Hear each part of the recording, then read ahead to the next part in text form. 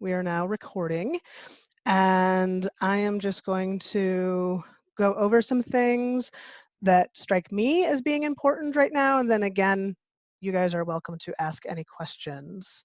And if you have any trouble hearing me, please let me know that as well. Okay, so the three things that struck me were that people are at home a lot more with their dogs now. You may be trying to parent and or work with your dogs at home, and they may be demanding a lot of attention from you and creating stress that way. So I'm going to talk a little bit about enrichment. I'm also going to talk a little bit about some things you can do to reduce the risk of your dog developing separation anxiety when you go back to working outside of the home, since they're getting used to us being home 24/7 now. And then we're going to talk about some puppy things as well for anyone that might have a puppy right now and be concerned about socialization. So we'll start with providing enrichment. And one of the things that I think is the most important with providing enrichment is making sure that you're giving your dogs a variety of things to do. So even if your dog loves going out in the backyard and playing fetch, if that's all you do every single day, that is not going to be as effective. Probably it's going to depend on the dog, but for many dogs, that's probably not going to be as effective as combining that with other things. On the same token, if you're taking a walk every day and you're taking the exact same path every time, it's not going to be as effective for providing enrichment for your dogs as varying your route. And the reason, by the way, that we want to do enrichment is because that is going to help them be calmer in the house and improve their behavior in the house. So when we talk about enrichment, usually I'm really talking about both physical exercise and then mental enrichment of some kind. Walks are both.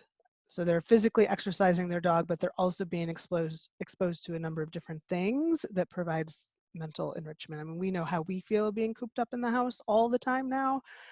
The dogs go through the same thing. So give them a variety of things to do as much as you possibly can. A couple of ideas. Sniff walks is something that I often recommend. So that simply means taking your dog for a walk and letting them spend as much time as they want smelling things. So I walked my dog to the corner and back yesterday, and it probably took us 15 or 20 minutes, even though the corner's only a few houses down, because he's a beagle and I was letting him smell as much as he wanted. And so we didn't get very far, but he had a grand time. Field trips, I kind of already alluded to this, so taking them to different places as much as possible. Obviously, you want to do this in a way where you can still maintain social distancing, but being able to take them to different parks or even to, well, probably different parks would be the best so you can maintain that social distancing, or different open areas. And then even doing something like sitting on your porch and watching the world go by. So if you live in town or in a neighborhood, there's a lot more people out walking right now. So this can be something that's effective. You just want to make sure that if your dog gets very excited when they see people go by, that you bring some really high value treats out with you and reinforce them or feed them where or when people go by, so that they're associating people and dogs walking by with getting food from you. So Ellen, you said the parks are closed. I'm not sure, are you in the Saratoga area? I think I saw something about Saratoga City parks being closed yesterday, but I don't know.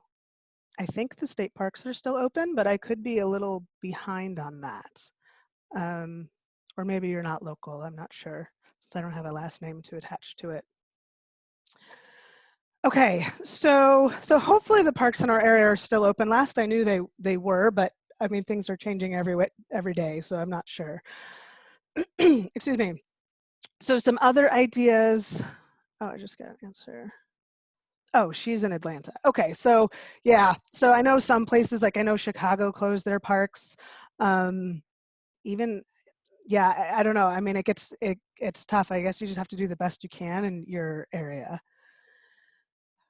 So if you're not able to go to parks and you live in an area where people walk by your house, that's still an option. Or even if you're in a neighborhood taking a different route. or even walking at a different time of day might be something, because maybe you'll see different people or there'll be different smells or something like that. I mean, we just have to do the best we can. Um, and then there's things you can do in the house too. So interactive food games. So you could do, some of the things are very, very simple, like just putting kibble, their breakfast or their dinner, in an old box or like an empty egg carton and putting that on the floor for them. If you have more than one dog, I generally recommend you separate them for this so that it doesn't get overly competitive, but you can still do it with multiple dogs. Hiding treats around the house is another idea. You want to start very, very easy for a dog that's never done this before, because otherwise they're not going to understand that there's something for them to find. So you can simply take the treats and gently hold your dog by the collar and place the food on the floor where they can see it, and then say find it and let them go. And once they figure that out, which should be pretty quickly, then you can start placing it out of sight as they watch you and just gradually make it more challenging. And again, if you have multiple dogs, I would recommend that you hide or separate them rather when they are looking for these treats. Just a couple other ideas. So Kongs are pretty classic, but they're classic for a reason because they're very effective. You can, most people know to fill them with peanut butter, but there's a lot of other things you can fill them with as well, especially if you can't find peanut butter. So plain cream cheese, plain yogurt, canned pumpkin, canned dog food, and then you can mix in things too. So you could mix your plain yogurt with some frozen blueberries or some apples, cut up apples, or even dog kibble and things like that. And then if you freeze them, that will make them last longer. So that's effective as well. And especially if you need to make a phone call or be on a conference call or be doing some work, you can prep some Kongs ahead of time and freeze them and then pull them out as you need them. And I'm just getting some comments here, so I'm going to read through these. Okay, so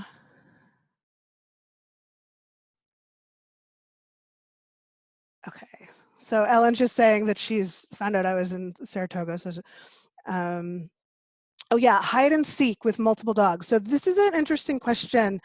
Yeah, I think it depends on your dogs in terms of, there's a couple different ways to play hide and seek. So you can, or a seek and find type game. So there's using food, which I just talked about. You can also do it with your toys. And I'm actually preparing a video that I'm going to put on my Facebook page that's going to show you how to teach your dog to do this with toys.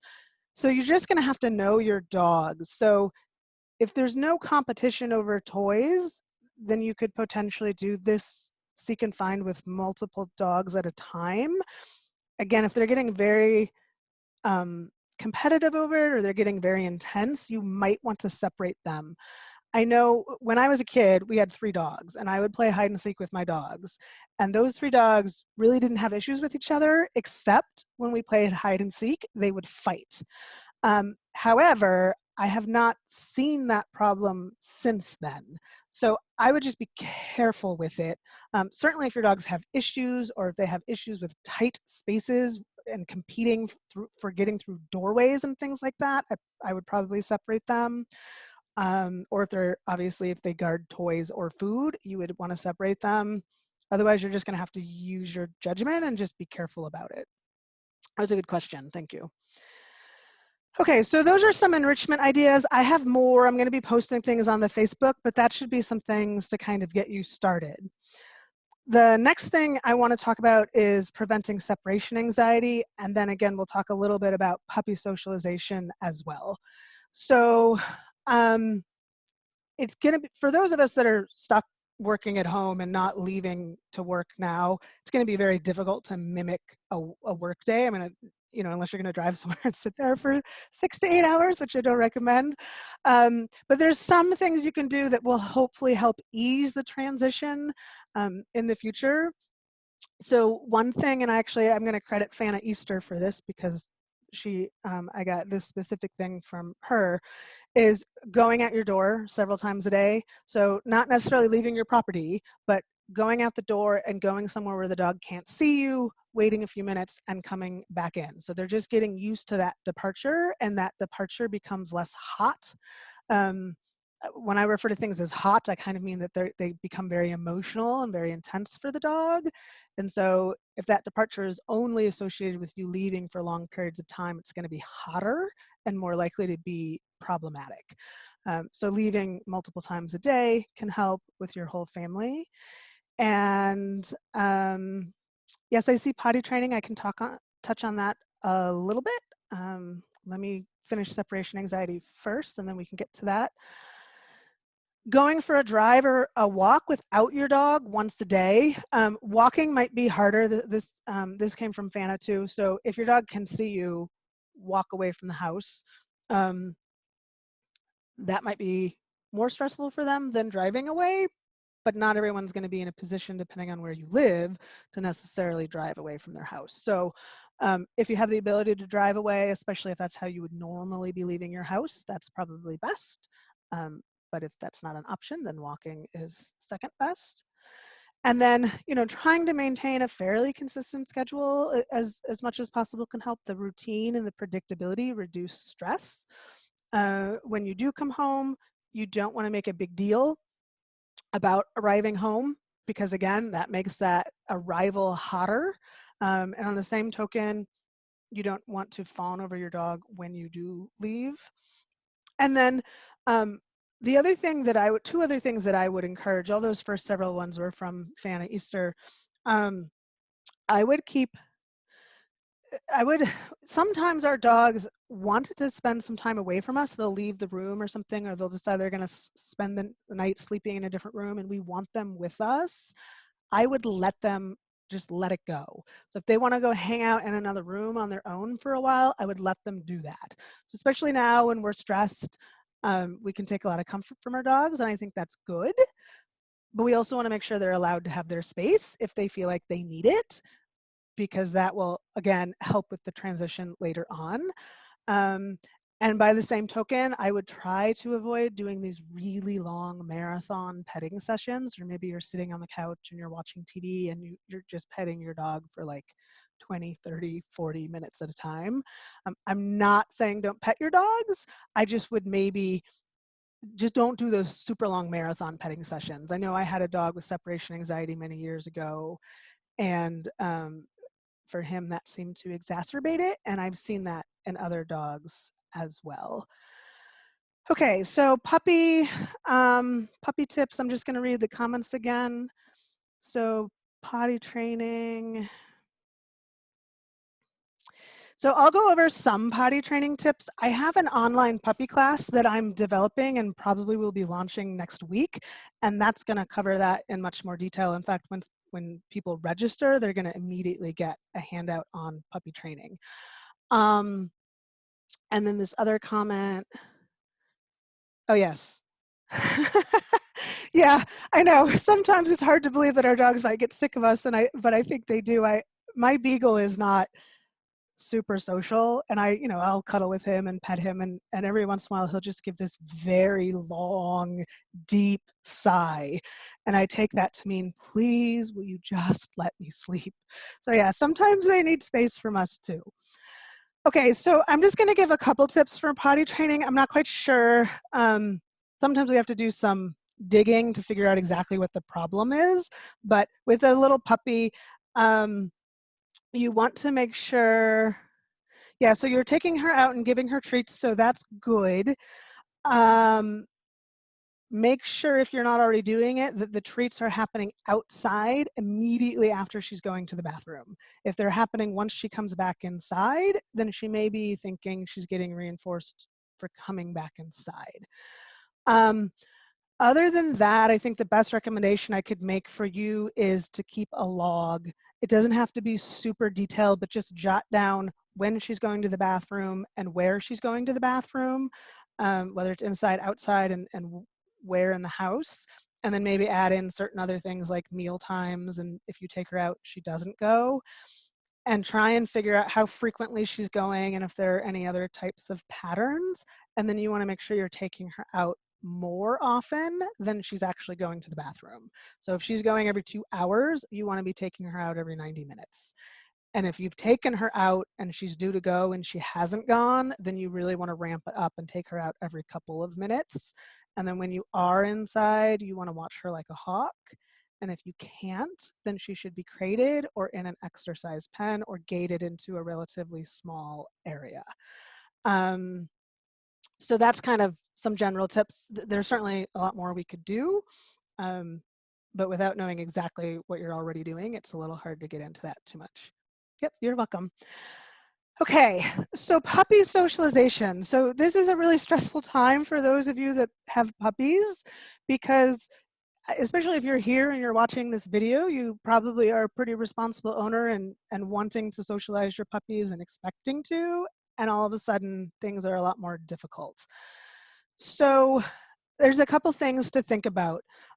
One is definitely you want to go through that separation stuff I talked about, because these are puppies, and if they think that their whole life consists of you being home constantly and then all of a sudden you're leaving, that's going to be problematic.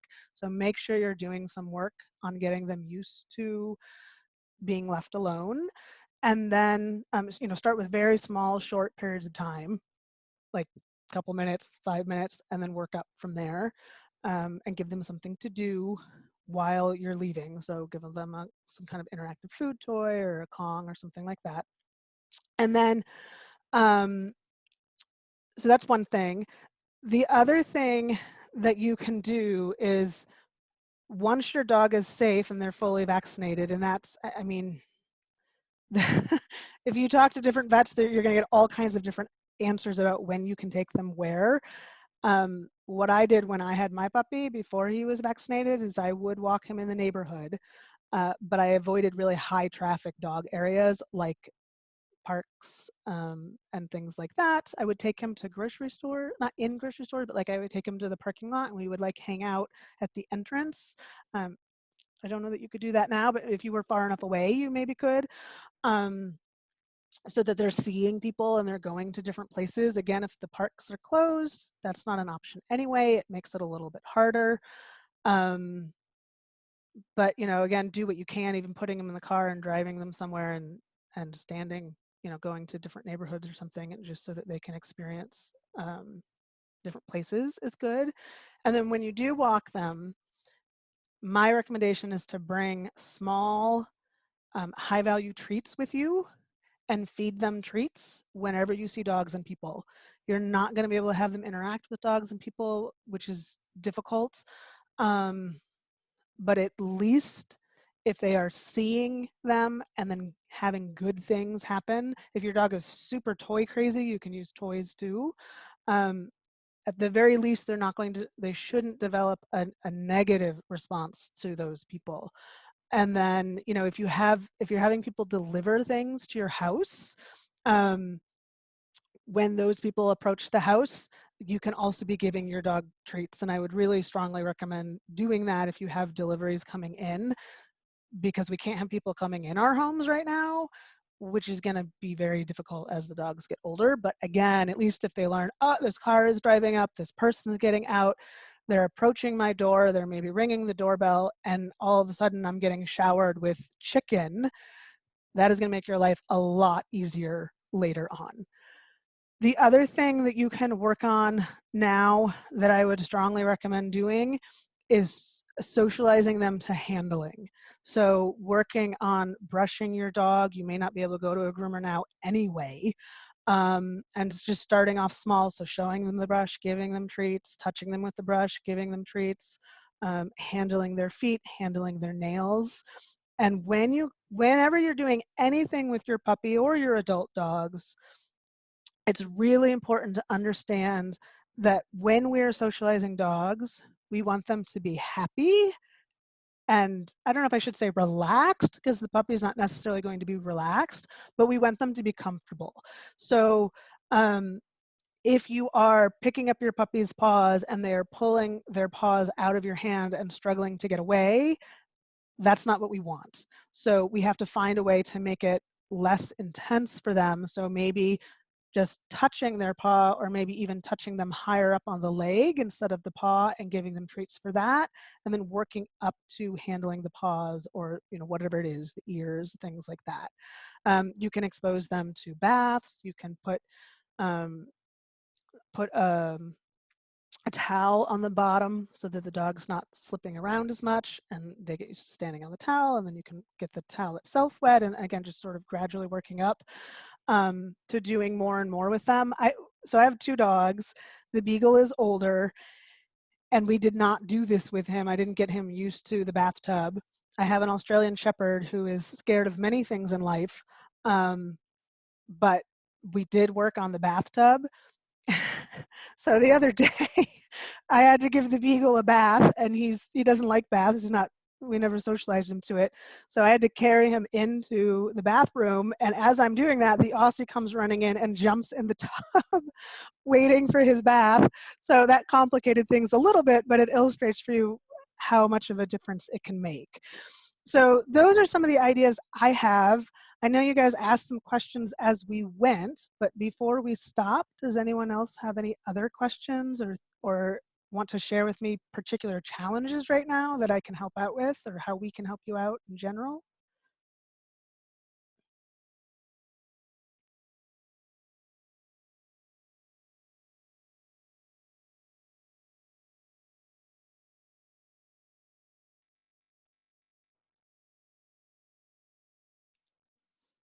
Okay, so I'm not seeing any questions. Thank you, Ellen, and thank you for the kind words, and thank you guys for coming. I'm going to post this. It'll go up on YouTube, I think, and then I'm going to post it on the Facebook page. I have to figure out exactly how to do that, but otherwise I'll just send it out via the email list. All right, thank you guys. Hang in there, and if anything else comes up, specific online resources that would be good to share with our puppy and dog clients. So I know that IAABC and PPG have put some things together if you're members there. I don't know if APDT has anything. I would say it's worth checking. It's possible I've missed it with everything else going on. To share with puppy dog clients, puppy and dog clients. So they may have some suggestions. Other than that, I mean, I know that, like I said, I'm putting together a puppy class that's probably going to be starting next week. I'm also going to be putting together a class, a sort of a behavior support class for people with dogs that have behavior problems, including hyperactivity and sort of impulsive high energy issues. I'm not sure on the timeline of that, but hopefully in the next couple of weeks. I'm not sure what other people are doing. I'm trying to think of anything else I've seen. I do think there's some articles out there on socialization, which it might be worth searching for, but I don't have anything off the top of my head. So that's it. So thank you guys again for coming. And certainly if you think of anything later, feel free to reach out to me. I'd be happy to help if I can. Thank you.